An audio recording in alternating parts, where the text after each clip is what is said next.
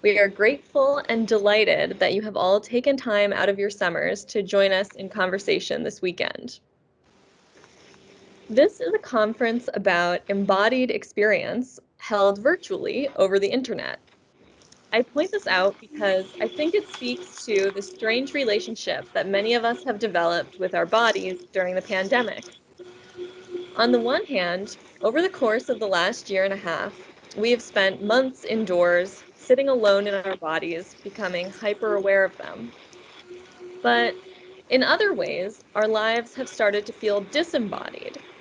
I know that sometimes I identify more with the small, flat image of myself at the bottom of my screen than with the legs I've folded up into my desk chair. The affects that have arisen out of this state have been the topic of almost constant discussion since the beginning of the pandemic.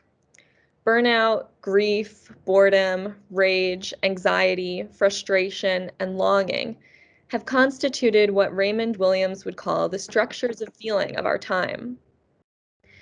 When I began to think about these feelings in terms of the disembodied embodiedness of life during lockdown, the dynamics discussed by affect theorists such as Brian Masumi and Patricia Clough started to click for me in a new way.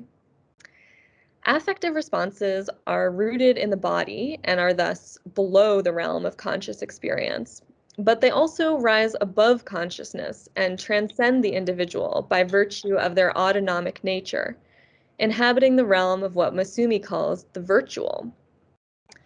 By both drawing me into my body and propelling me out of it, my feelings have invited me to reside somewhere other than myself.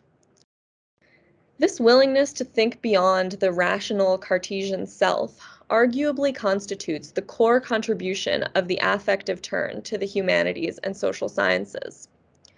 A growing number of classicists, some of whom will be speaking at this conference, have already shown how the study of affect can shine a unique light on the ancient world.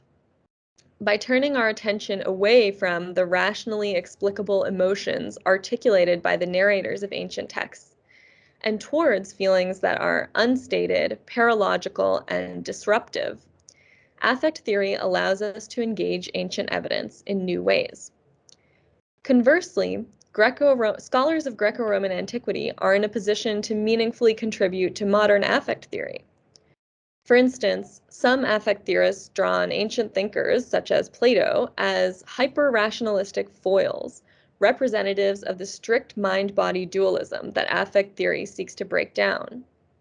I suspect that some of our papers this weekend will reveal to us a different Plato and a different antiquity altogether, one deeply in tune with the alchemical potential of our slipperiest feelings.